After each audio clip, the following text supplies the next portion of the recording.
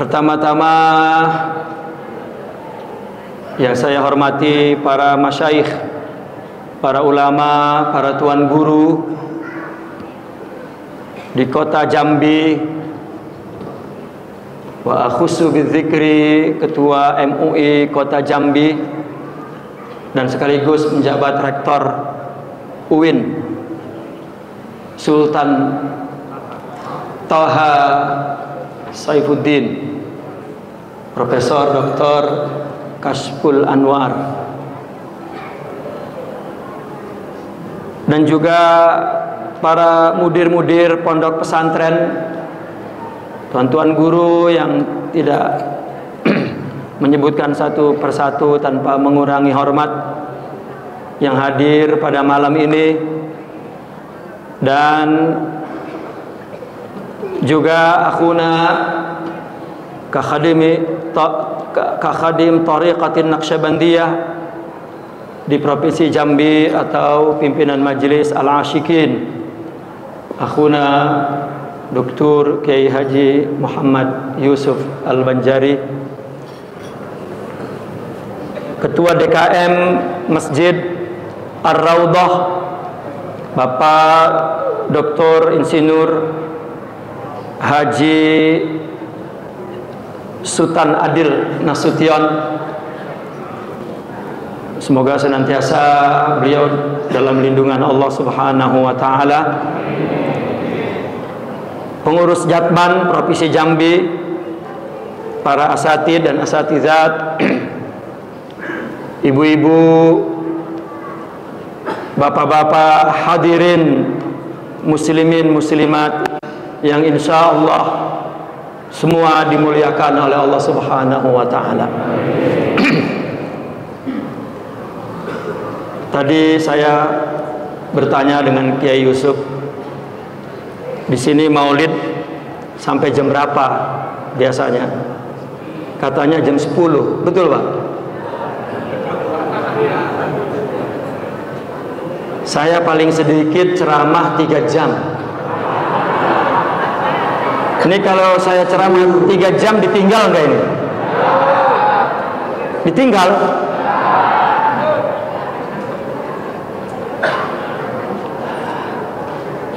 Ya, kita lihat saja nanti Pak. Saya berhentinya sampai jam berapa gitu aja.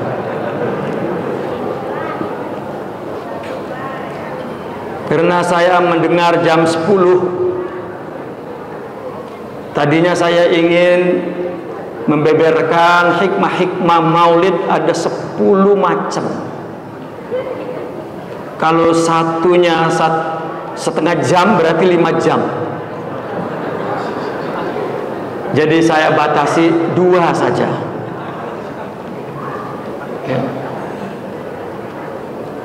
Bapak-bapak dan ibu-ibu yang berbahagia, Allah berfirman, a'udzubillahi minasyaitonir rajim, qul in kuntum tuhibbunallah fattabi'uni yuhibbukumullah.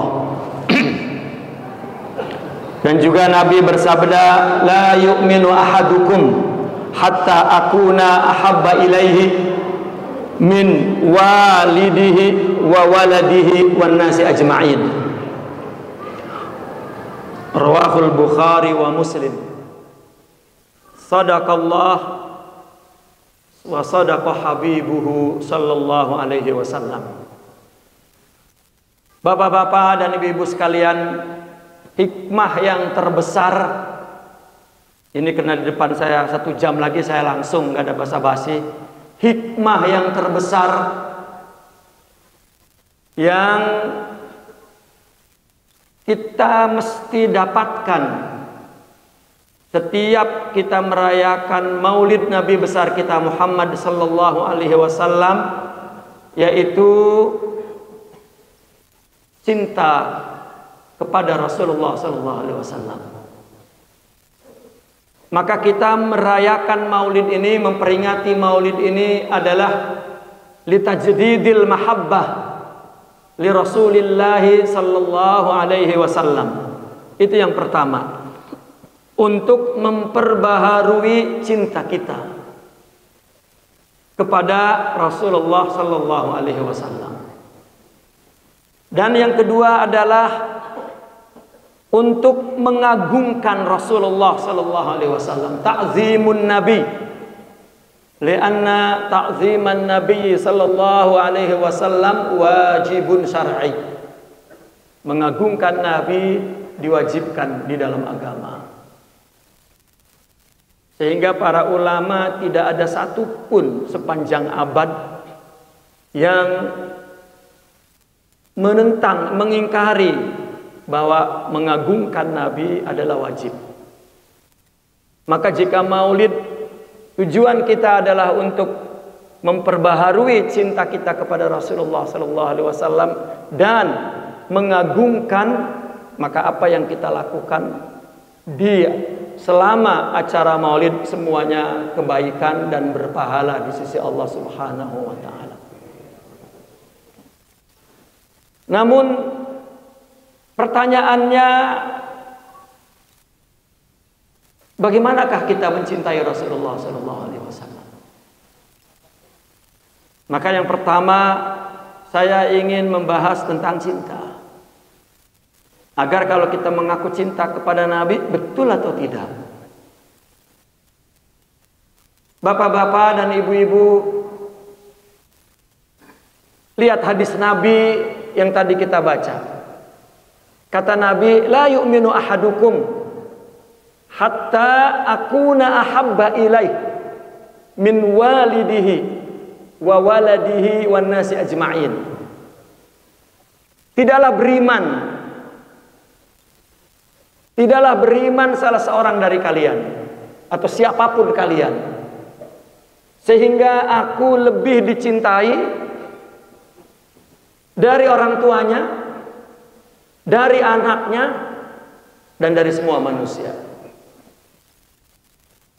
Suatu ketika Sayyidina Umar Ibnul Khattab digenggam tangannya oleh Nabi dan diajak berjalan. Nabi mengatakan seperti yang dikatakan dalam hadis tadi, tidak beriman siapapun kalian kecuali aku lebih dicintai dari orang tuanya, anaknya, dan semua manusia. Maka Sayyidina Umar berkata, ya Rasulullah, aku mencintaimu. Beliau urut ya, lebih panjang daripada perkataan Rasulullah. Aku mencintaimu lebih daripada cintaku kepada orang tuaku, anakku, istriku, hartaku, dan semua manusia. Anakku, orang tuaku, anakku, istriku, hartaku, dan semua manusia. Kecuali cintaku kepada diriku. Dan Nabi mengatakan, la ya Umar, tidak beriman kecuali aku lebih engkau cintai daripada cintamu kepada dirimu. Sayyidina Umar mulai air matanya berkaca-kaca, Pak. Coba kita bayangkan. Saya tanya bapak-bapak atau ibu-ibu dululah saya tanya. Bu, ada enggak orang cinta kepada orang lain? Orang lain ini adalah orang selain dirinya. Ada enggak orang mencintai orang lain melebihi dari cintanya kepada dirinya sendiri? Ada enggak, Bu? Bu, ada enggak? Ada. Jangan bohong, Bu. Ada enggak? Coba dengerin sekali lagi. Orang mencintai orang lain ini orang selain dirinya, suami kek. Dan tadi Nabi sebutkan orang tua, anak. Sayyidina Umar menambahkan istri dan harta. Coba kita lihat, ini kan orang-orang yang tersayang dalam hidup kita. Sayyidina Umar mengatakan, aku lebih mencintaimu dari mereka ini semua kecuali diriku. Dan Nabi mengatakan tidak. Aku mesti engkau cintai lebih daripada kamu mencintai dirimu. Nah pertanyaannya, ada atau tidak? Saya beri contoh dah. Bapak-bapak misalnya rumahnya terbakar, misal di dalamnya ibu ada dan habis dimakan api. Bapak nyebur nggak ke api, Pak? Pak jawab, Pak. Enggak. Enggak bisa melebihi cinta orang lain daripada ya. Atau ibu-ibunya lah saya tanya, yang terbakar bapaknya di dalam rumah, ibu nyebur nggak ke api? Kagak. Berarti nggak ada yang mampu, yang sanggup mencintai orang lain melebihi daripada cintanya kepada dirinya. Tapi Nabi memintanya. Ya.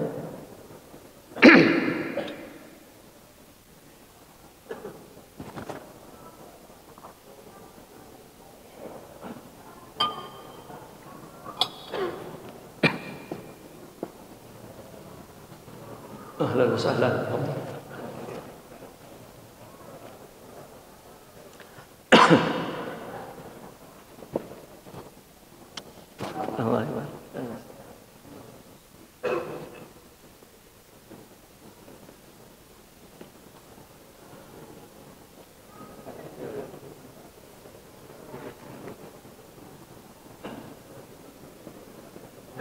Baik, kita lanjutkan.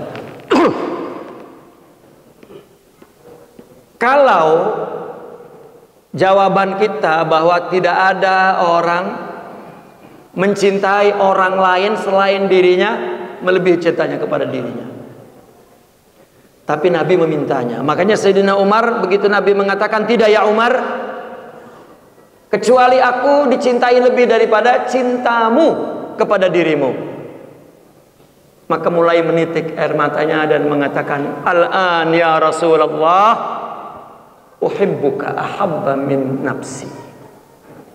Sekarang ya Rasulullah, aku mencintaimu lebih daripada cintaku kepada diriku. Dan Rasulullah kemudian mengatakan, al-an ya Umar.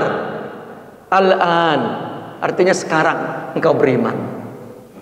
Tapi ulama kita dikasih tambah ya, sekarang sempurna iman. Padahal kalimat sempurna nggak ada di hadisnya ya, itu baiknya ulama kita dikasih sekarang sempurna imanmu, dikasih sarahnya begitu. Bapak-bapak dan ibu-ibu, dari sinilah ulama membahas bahwa cinta itu ada dua macam. Pertama, al-hubbut tabi'i, al-gharizi. Yang kedua, al-hubbul haqiqir ruhi. Kita manusia terdiri dari dua unsur, manusia jasmani dan manusia rohani. Dan cinta tumbuh dari dua unsur itu.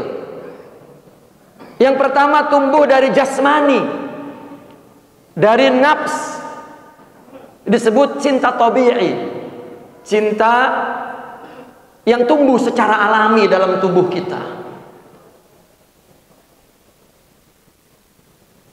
Al-gharizi, yang disebutnya gharizi, kita mengartikannya naluri, keinginan yang tumbuh dari dalam tubuh kita, mata kita, telinga kita, mulut kita, hidung kita, perut kita, dan alat-alat organ yang lain menginginkan sesuatu untuk mencapai kebahagiaan.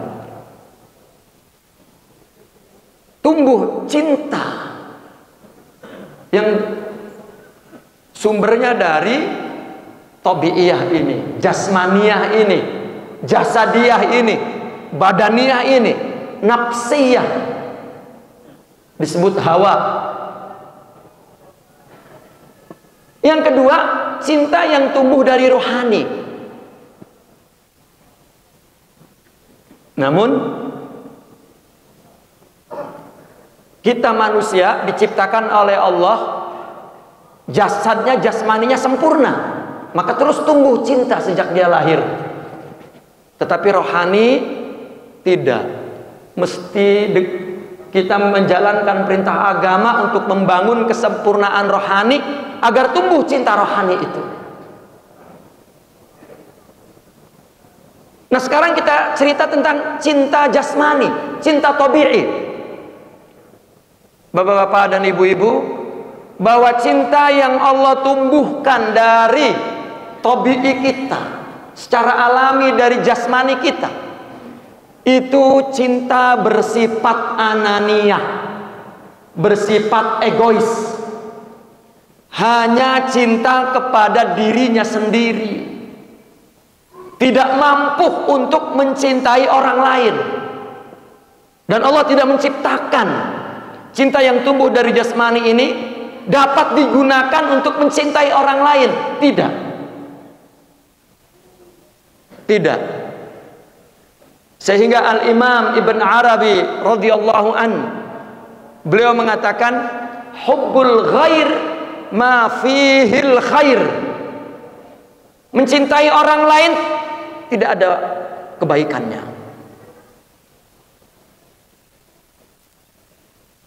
Yang ingin saya terangkan pertama, kita diciptakan oleh Allah secara individu itu tunggal, Pak, untuk diri kita sendiri. Setunggal Allah Subhanahu wa ta'ala.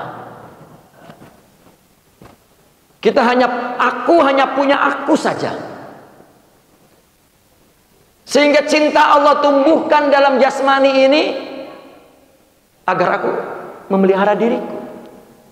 Karena tidak ada yang memelihara aku kecuali diriku sendiri. Maka manusia yang berakal, yang menyadari hakikat ini, tidak akan bergantung kepada siapapun. Karena setiap orang hanya ditumbuhkan cinta. Innahu lihubbil khairi lasyadid. Cinta kepada diri sendiri sangat mengebu-ngebu cintanya. Dan itu Allah tumbuhkan, pada hakikatnya adalah penjagaan, pemeliharaan Allah itu sendiri melalui cinta yang Allah tumbuhkan pada diri sendiri itu. Sehingga tidak ada yang merasakan apa yang kita rasakan kecuali diri sendiri. Kita nggak perlu orang lain kita minta untuk merasakan, tidak. Karena dia punya individu sendiri. Maka cinta yang tumbuh pada diri sendiri itu sangat individual. Lalu bagaimana seorang perempuan mengatakan cintanya kepada perempuan dan sebaliknya? Pada hakikatnya, Pak, juga ibu-ibu, ibu-ibu ini harus profesor dulu baru dapat ilmu ini nih. Ya. Kayaknya yang udah profesor juga belum tentu dapat ilmu ini. Ketika seorang laki-laki mengatakan kepada perempuan, wahai wanita, aku cinta padamu, itu bohong, Bu. Bohong. Bohongnya 100%. Betul, Bu? Belum selesai ceramah udah paham ibu-ibu itu. Pada hakikatnya, wahai perempuan, aku cinta padaku. Ambillah cintaku kepadaku, cintai aku dengan cintaku. Penuhi semua keinginanku. Tidurku, makanku, istirahatku, keinginanku. Kalau tidak, silahkan pergi ke orang tuamu. Rupanya perempuan juga sama, Pak. Aku juga, Bang. Cintaku hanya kepada diriku. Ambillah cintaku kepadaku, cintai aku dengan cintaku. Penuhi keinginanku. Belikan rumah, belikan emas, dapur ngebul, belikan mobil.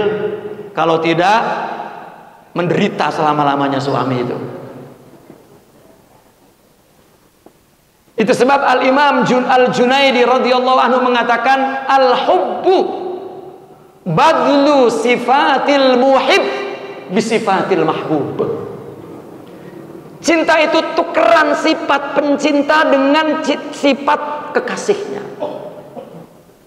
Selama dia dapat memberikan atau mencintai dengan cintanya, maka dua orang itu menjadi satu, kompak, masing-masing memikirin bagaimana memenuhi keinginan kekasihnya. Dia pencinta, dia juga kekasih, karena dia mencintai dirinya sendiri, lalu yang kemudian diekspresikan kepada wanita itu, dan wanita pun sama demikian.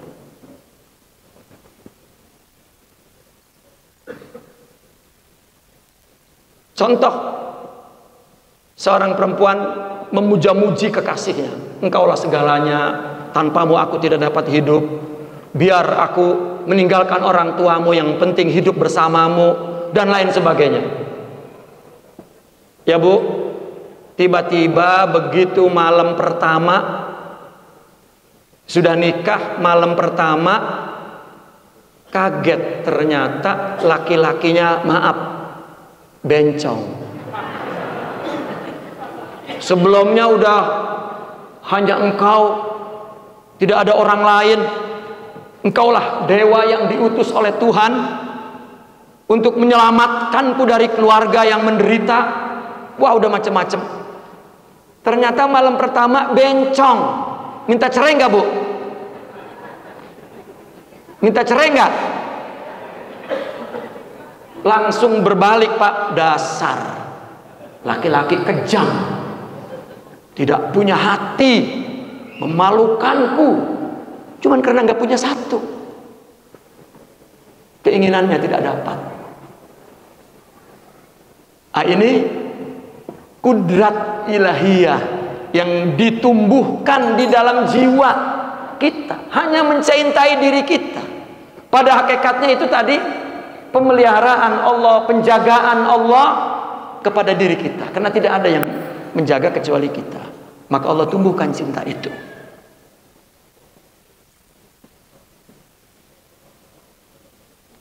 Nah, maka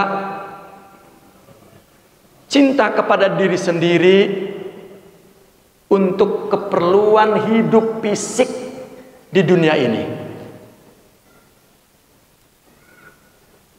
Tubuh ini terdiri dari beberapa sifat. Mata misalnya, mata melihat yang indah itu bahagia, karena fungsinya memang untuk melihat yang indah-indah, sehingga ada bahagia. Kalau melihat tempat yang kotor, yang menyakitkan pandangan, menderita Pak. Melihat wanita cantik, indah, tapi ngelihat nenek-nenek yang jelek, dia merem matanya. Mendengar suara yang indah, menyanyi, seronoknya kata orang Malaysia. Tapi ngedengar suara yang a'udzubillah, jeleknya bukan main, mungkin kita tutup telinga sambil caci maki, karena menderita. Tangan menyentuh yang halus, bahagia. Perut kenyang, dan anggota lain mendapatkan keperluannya, bahagia. Kalau tidak, ngamuk bapak-bapak Bu. Betul? Betul. Itu kudrat Allah. Ya. Nah, maka kita tidak dapat mencintai orang lain dengan cinta tabi'i, jasmani, syahwani. Tidak. Lalu bagaimana mencintai orang lain? Cinta yang tumbuh dari rohani. Melalui agama ini kita laksanakan dengan baik, kita ikuti Rasulullah dengan baik, maka Allah akan berikan sifat-sifat kesempurnaan rohani. Kalau kita lahir sudah sempurna sifat fisiknya Pak, tapi rohani belum, dikasih modal oleh Allah agama, maka kita lakukan agama itu karena Allah, baru Allah tajallikan sifat-sifat itu ke dalam rohani. Jika sempurna, sesempurna itu juga cintanya yang tumbuh dari rohani ini. Dan cinta rohani inilah cinta yang digunakan, yang bisa dipakai untuk mencintai orang lain selain dirinya. Kenapa? Karena cinta yang tumbuh dari rohani itu cintanya kepada penciptanya, yaitu Allah Subhanahu wa ta'ala. Ketika Allah memerintahkan sayangi ini, hormati itu, sabari ini, terima itu, maafkan itu, lupakan itu, sambung silaturahmi, dengan mudah dia lakukan. Karena dia mempunyai cinta yang tumbuh dari rohani itu, akhlak mulia. Sifat-sifat itu akhlak. Jadi cinta itu, ya, kalau kita buka, kita tebok, isinya akhlakul karimah. Sebanyak itu akhlaknya yang Allah tajalikan di dalam rohaninya, sebanyak itu cintanya. Dan dia melihat bahwa jalan ibadah kepada Allah adalah mencintai citra ciptaannya ini. Jadi tidak timbul kontradiksi. Bagaimana ya cinta kepada Allah antara cinta Allah, cinta suami? Nggak ada. Cinta suami urusan fisik. Ya. Tapi cinta Allah itu rohani. Lalu bagaimana untuk mendapatkan cinta itu? Allah berfirman tadi, "Qul in kuntum tuhibbunallah fattabi'uni yuhibbukumullah." Kalau kita artikan secara praktis, jika engkau ingin mempunyai cinta Allah, karena Allah cinta kepada dirinya sendiri, karena tunggal. Jika engkau ingin mempunyai cinta Allah, jika engkau ingin dengan definisi tadi, jika engkau ingin mendapatkan cinta Allah kepada dirinya, untuk dapat engkau gunakan cinta itu mencintai Allah, fattabi'uni, ambillah di Nabi Muhammad sallallahu alaihi wasallam, li'annahu habibuh, dialah sang cinta, karena dia sang akhlak. Innaka la'ala khuluqin azim, addabani rabbi wa ahsana ta'dibi. Allah lah yang mendidikku dengan sebaik-baiknya. Fattabi'uni, maka ikuti aku. Yuhibbukumullah, Allah akan memberikan cintanya kepadamu yang engkau gunakan untuk mencintai Allah. Apabila mencintai Allah, kata Allah, la yu'minu ahad man kana yu'minu billahi wal yawmil akhir fal yukrim jarahu. Barang siapa yang beriman kepada Allah dan surga, hormati tetanggamu. Dan ada hadis qudsi, aku sakit, aku lapar, kata Allah. Aku tidak punya pakaian, kenapa engkau tidak berikan makan, tidak kau kunjungi, dan tidak kau berikan pakaian? Hadis itu ceritanya nanti kalau di akhirat ada pertanyaan itu kepada seorang hamba. Seorang hamba menjawab, engkau adalah Tuhan. Apakah lapar? Apakah sakit? Apakah tidak berpakaian? Bukan. Di sebelah kampungmu ada yang sakit. Kalau engkau datangi, engkau akan jumpai aku. Ada yang lapar. Kalau engkau beri makan, engkau akan jumpai aku. Ada yang tidak punya pakaian. Jika engkau berikan pakaian, akan kau jumpai aku. Baru orang yang cinta kepada Allah maka mampu menjalankan ukhuwah Islamiyah, menyabari orang, meridhoi orang, memaafkan orang, berbaik sangka kepada orang. Itu perintah Allah. Maka demi Allah dia mencintai citranya, makhluknya, jelmaannya, surahnya, apalah istilahnya. Dan pada hakikatnya itulah cara Allah memelihara orang lain satu sama lain. Mesti ada hadrah, ada turut campur Tuhan di dalam dirinya. Sehingga Tuhan itu tidak menjadi sebuah khayalan yang digaib sana, seolah-olah tidak hadir dalam kehidupannya. Padahal Allah anugerahkan sifat-sifat rohani itu, akhlak. Sehingga Nabi mengatakan, innama bu'istu liutammima makarimal akhlak. Dan aku diutus sebagai distributor tunggal akhlak karimah. Dan Nabi lah sebagai contoh segala sesuatu untuk kehidupan kita. Baru kita mencintai orang tanpa pamrih. Sehingga ada istilah, bukan ada istilah, ada hadis. Ketika engkau memberi kepada orang lain, jika engkau lakukan karena Allah, ikhlas, kata Allah, aku terima dengan tanganku dulu sebelum sampai ke tangan orang menerimanya.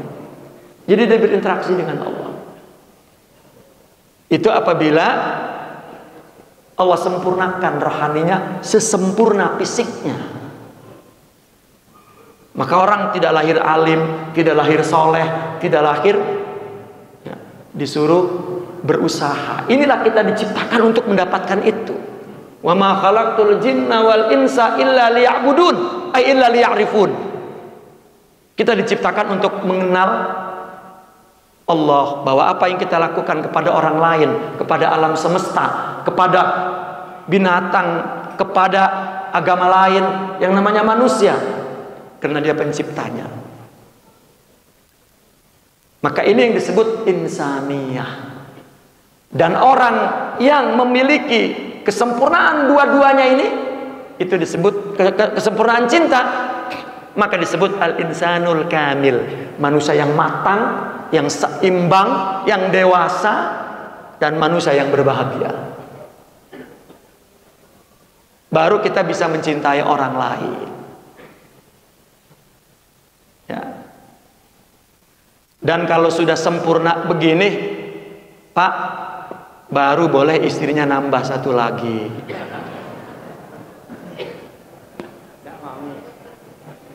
Ya. Ya Bu, kalau suaminya belum sempurna rohaninya, larang nikah lagi. Kecuali Syekh Yusuf baru boleh.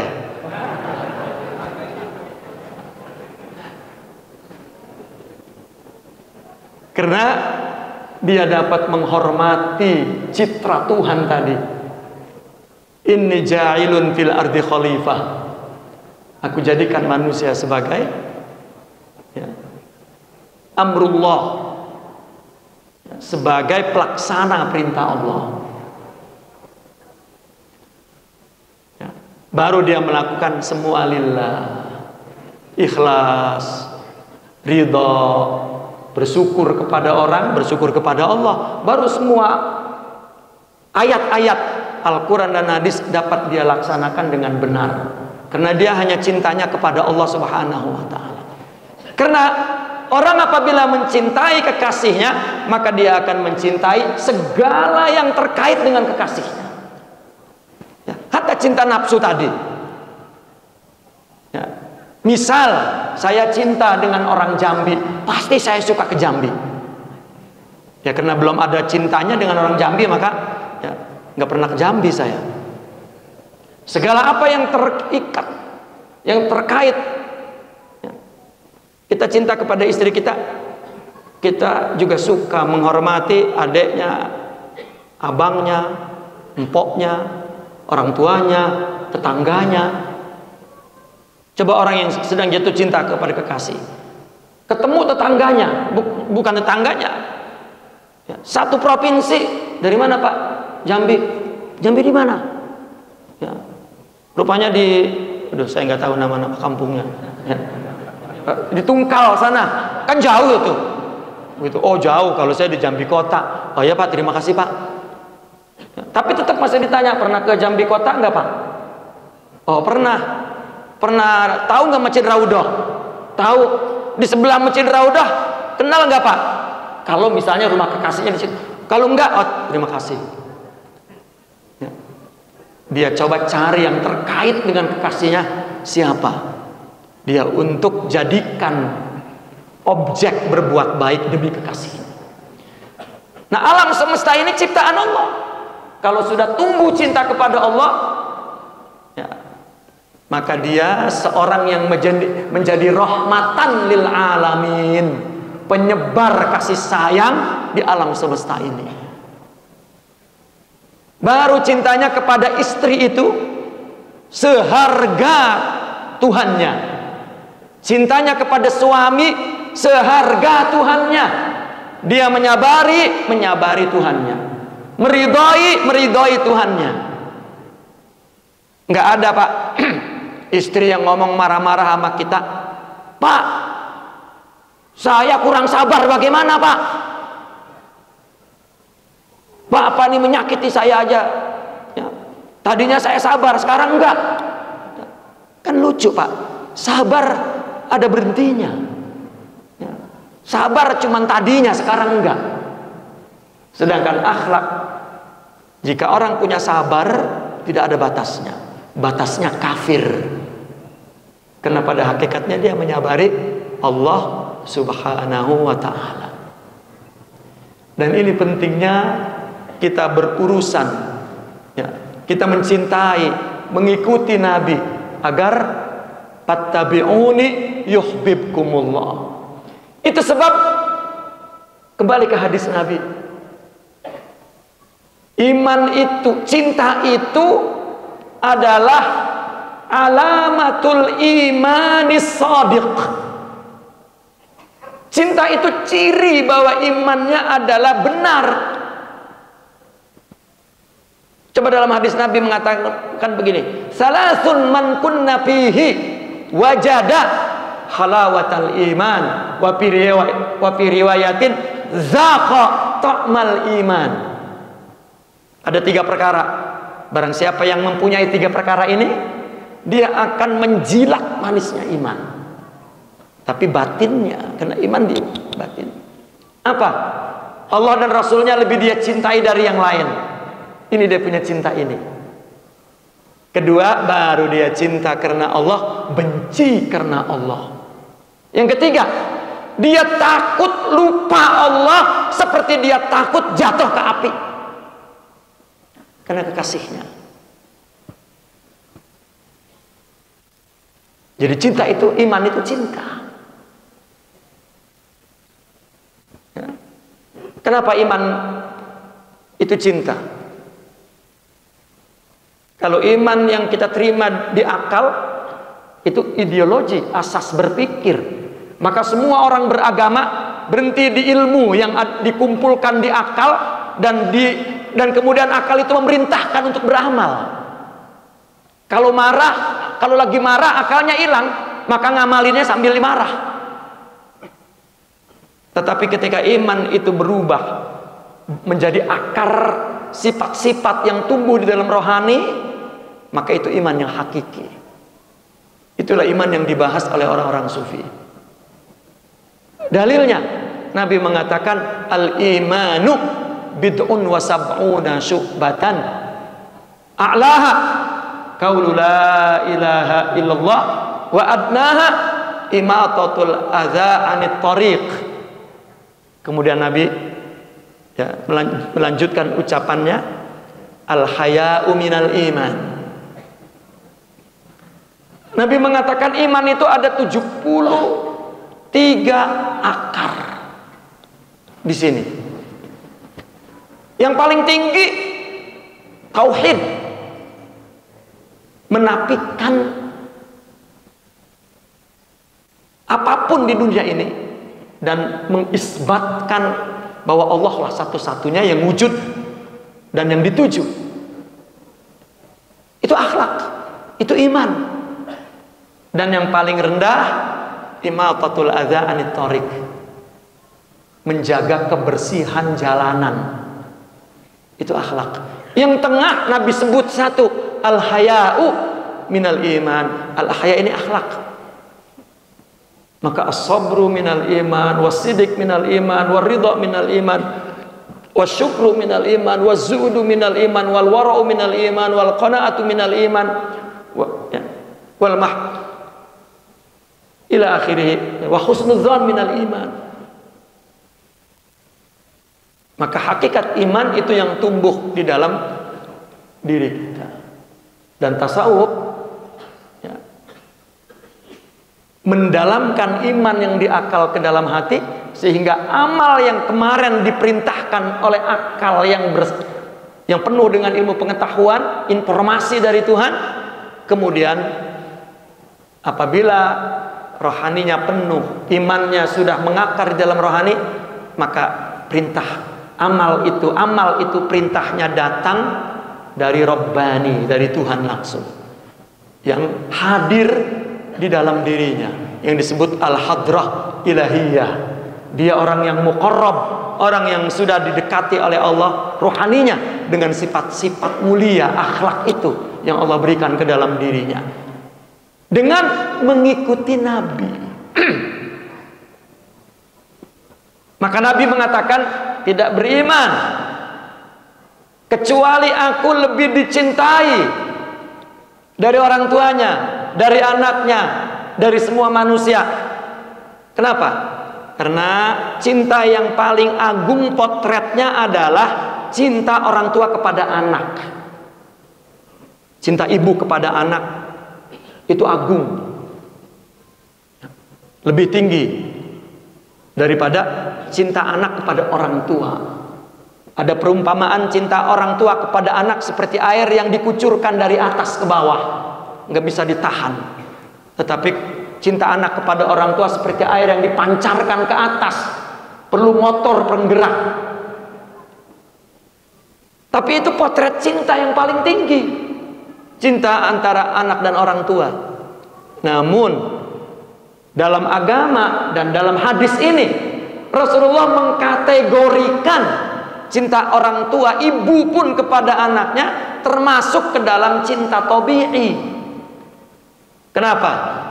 Coba ibu-ibu, ada dua anak, yang satu anak dia, yang satu anak tetangga, berantem. Siapa yang dipeluk? Anak tetangga? Kenapa? Karena anak itu adalah dirinya sendiri, darah daging, termasuk cinta kepada dirinya. Tapi kalau punya akhlak rohani, dia akan adil, karena dua-duanya makhluk Allah. Baru di dalam rumah sendirian dipeluk anaknya, karena darah dagingnya. Itu potret keseimbangan yang memberikan rahmat kepada orang lain. Dan satu-satunya pintu untuk mendapatkan turunnya cinta Allah kepada diri kita, artinya cinta Allah kepada diri kita, pemberian cintanya kepada dirinya, untuk diberikan kepada kita agar kita gunakan untuk mencintainya melalui fenomenanya, yaitu sang cinta yang telah Allah ciptakan, tunggal satu-satunya makhluk ini yang memiliki kesempurnaan Tuhan adalah Sayyidina Muhammad sallallahu alaihi wasallam. Maka kata Nabi, cintai aku lebih daripada cintamu kepada orang tuamu, anakmu, dan semua manusia. Dan Sayyidina Umar mengatakan, aku mencintaimu ya Rasulullah lebih daripada cintaku kepada orang tuaku, kepada anakku, ditambah istriku, hartaku, dan semua manusia kecuali aku. Tidak. Baru Sayyidina Umar paham, sebetulnya dia cinta kepada Rasulullah lebih dari dirinya, tapi takut salah. Ternyata disyariatkan oleh Allah untuk mengekspresikan cinta rohani ini yang akan menciptakan rahmat dan keadilan dalam kehidupan sosial. Sebagai wakil Tuhan.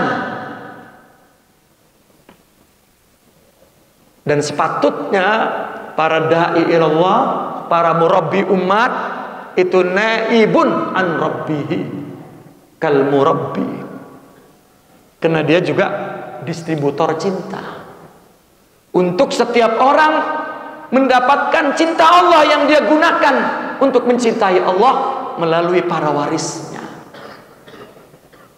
Itulah hakikatnya mereka, para sufiin, para aulia, sang cinta, bukan lagi kekasih dan pencinta, dia sang cinta.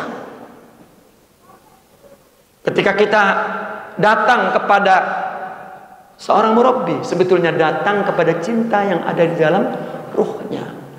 agar Allah turunkan sifat yang sama kepadanya. Bukan dia juga manusia ya, biasa. Nabi juga tidak, karena Nabi juga manusia. Nabi mengatakan, dan ini perintah Allah, qul in kuntum tuhibbunallah fattabi'uni.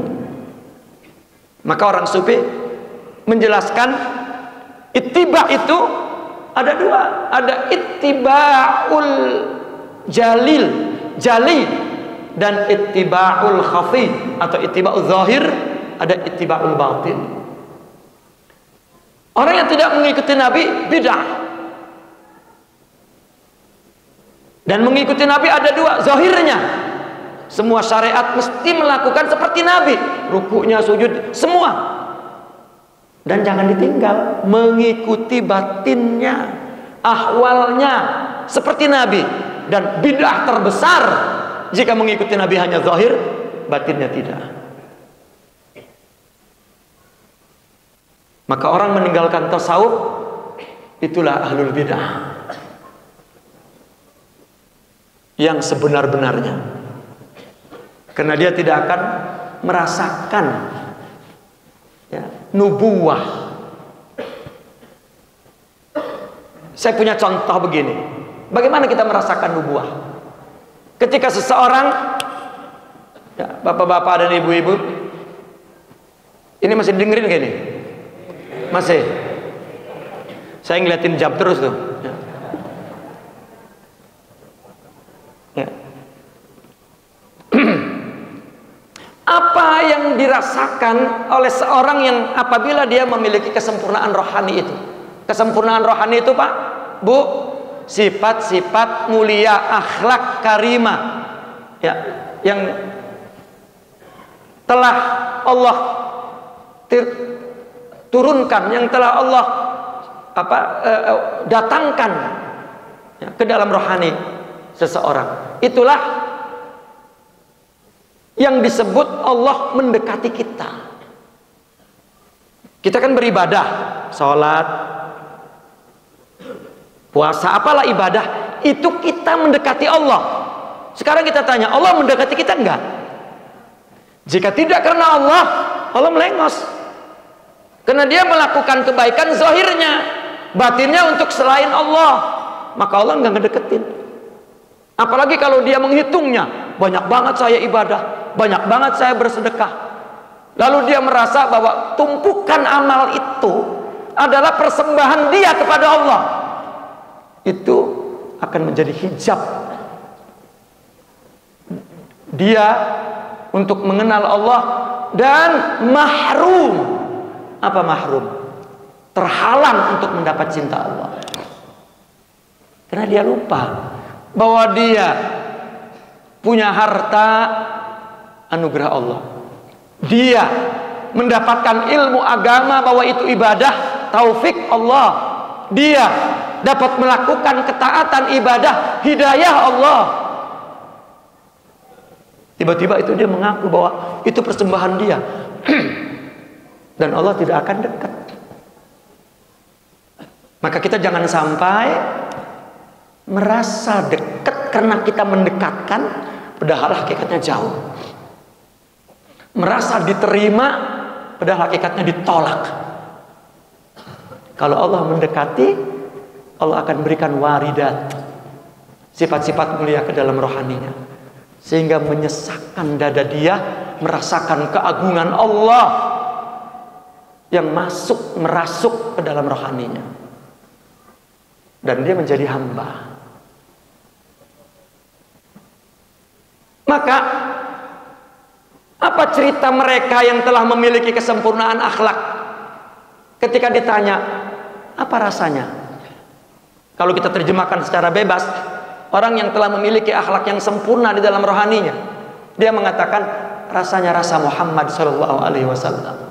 Setiap ibadah, perintah Allah yang dia lakukan dan sunnah yang dicontohkan oleh Rasulullah, maka dia mempraktekannya dengan merasakan Muhammadiyah. Ini bukan Muhammadiyah dengan NU, Pak, bukan. Ya, sifat-sifat Muhammad. Seperti apa? Seperti anak. Saya punya umpama, bukan saya, itu juga dari ulama ya. saya kutip. Anak kecil itu Pak, ya, dia belum mengerti sifat ubuwah, sifat ayah, nggak akan ngerti. Dan bagi dia sifat ayah untuk hidupnya itu sesuatu yang khayal, dongeng, tidak nyata dalam hidupnya karena dia masih anak. Lalu dia ngelihat misalnya bapaknya dimaki-maki, ibunya diem aja. Itu anak mengatakan, goblok. Laki-laki kok kalah dengan perempuan, katanya gitu Pak. Tapi ketika dia besar, menikah, punya anak, dan dia jadi ayah, tiba-tiba hadir sifat ubuah itu kepada dirinya. Dan itu bukan hayal, bukan dongeng, tapi itu nyata. Dan dia merasakan.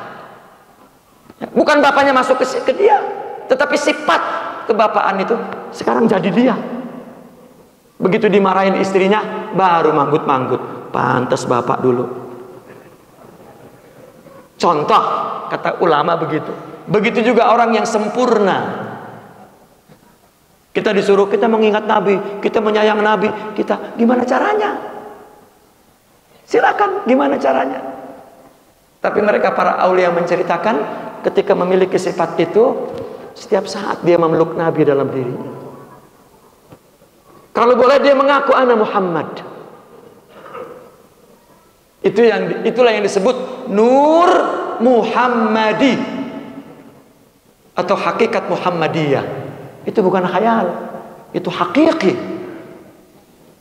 Kita mesti menjadi Muhammad dalam rohani kita. Itu hakikat Muhammadiyah agar kita mendapat melaksanakan syariat Muhammadiyah. Kalau tidak, qala imamuna Sayyidina Abdul Hasan Syazili, beliau mengatakan begini, kalau aku lupa kepada Rasulullah, rasanya khianat di dalam diriku. Kalau aku lupa Allah, rasanya aku kafir. Kita sholat udah berpuluh tahun, enggak juga khusyuk, rasanya wali. Karena tidak tahu hakikat rasa itu. Itulah kenapa orang perlu bertasawuf. Jalan satu-satunya untuk mendapatkan Nur Muhammadi itu. Itulah ittiba yang sempurna. Pak, kita punya tokoh besar namanya Syekh Yusuf Al-Makassari. Beliau punya buku, nama bukunya Sirul Asrar. Al-Fakir membaca ya, apa kalau kata bahasa Melayu, geram saya membaca kitab itu. Menggelitik kalimat yang ditulis oleh Syekh Yusuf Al-Makassari. Saya tidak pernah melihat buku orang Arab sejelas yang ditulis oleh Syekh Yusuf Makassari. Beliau mengatakan istilah lain dari tarekat adalah al-ittiba'ul kamil. Istilah lain dari tarekat adalah ad-dinul khalis. Istilah lain dari tarekat adalah siratal mustaqim. Dan itu nyata. Jika kita menguasai dalil Al-Quran dan hadis, kita akan mencium kebenaran ucapan itu. Bahwa mengikuti Nabi itu zahir dan batin. Dan itulah tarikat, cara untuk membangun batinnya mengikuti Nabi. Karena syariat adalah bangunan zahir, dan tarikat mulai membangun batinnya agar dia mendapat hakikat itu dan kemudian dia mengenal Allah Subhanahu wa ta'ala dan mengenal Nabi-Nya. Maka kalimat Allah berfirman, wa may yuti'ir rasula faqad Allah, itu betul-betul ya dia terapkan dalam kehidupannya. Orang yang sedang taat kepada Rasul dalam waktu yang sama, itulah dia taat kepada Allah. Jadi nggak ada dibedakan Allah ya, Muhammad tidak. Nabi Muhammad adalah makhluk tunggal yang Allah jelmakan sebagai jalan menuju kepada Allah. Karena tidak ada Pak di dalam syariat tanpa mengikuti Nabi Muhammad nggak jadi. Terus apakah hakikatnya? Tidak. Dan itulah maka mereka mengatakan ad-dinu hubbun, al-imanu hubbun, agama itu cinta dan iman itu cinta. Maka baru ketika kita sholat kita mengatakan iyyaka na'budu wa iyyaka nasta'in. Yang kalau diringkas hanya Engkau yang aku cintai. Itu saja sebetulnya ringkasannya. Karena ibadah tidak akan mampu orang menjadi hambanya kecuali kalau dia mencintainya. Man ahabba syai'an fahuwa abduh. Dan wa iyyaka nasta'in, Engkaulah sumber pertolonganku. Orang kalau punya cinta, maka dia mempunyai sumber pertolongan untuk melakukan. Dan Allah lah Habibi. Dan rupanya Habibi la ilaha illallah Muhammad Rasulullah sallallahu alaihi wasallam. Pas 1 jam, Pak. Inilah maulid. Kita disuruh mengingat Nabi dari A sampai Z. Maka salah satu jalannya adalah membaca selawat. Bagaimana cara membacanya?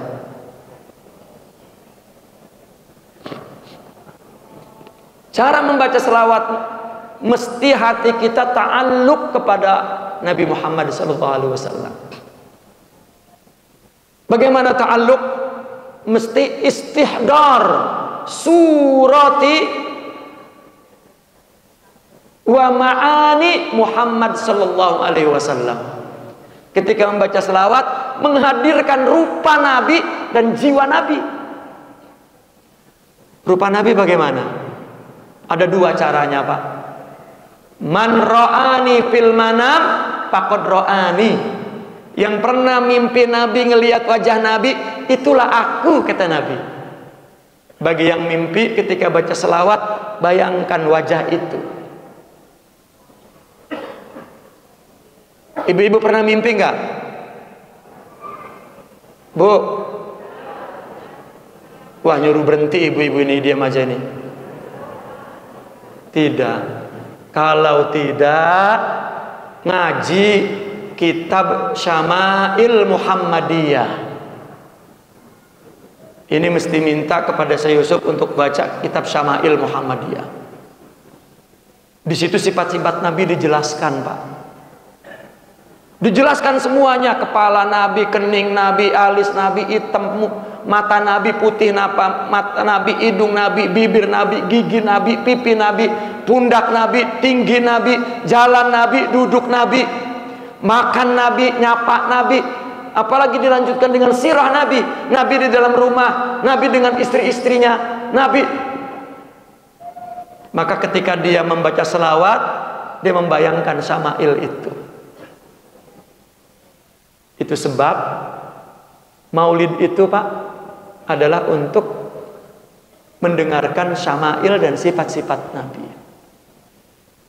Sejak kapan orang memperingati dengan mengingat Nabi, sirahnya, perjalanannya? Sejak Nabi wafat, sahabat terus mengingat Nabi. Setiap hari, setiap minggu, bukan setahun sekali. Itulah maulid, ya paling enggak setahun sekali. Ya, ada qasidah, isinya tadi memuji Nabi, membaca Al-Quran, ayatnya tadi juga memuji Nabi. Dan sekarang kita berceramah juga bercerita tentang bagaimana cara mencintai Nabi. Bapak-bapak dan ibu-ibu, ya, satu hikmah lagi, tapi lamanya segitu lagi. Ya, tapi saya cukupkan 1 saja, tadinya 2. Ya, karena saya takut kalau saya tambahin yang 1 hilang. Ya, kenapa? Karena kelamaan, kesel. Jadi senantiasalah kita perbaharui cinta Nabi. Karena semua kehidupan kita penuh dengan sunnah Nabi. Peluang untuk mengingat Nabi besar sekali.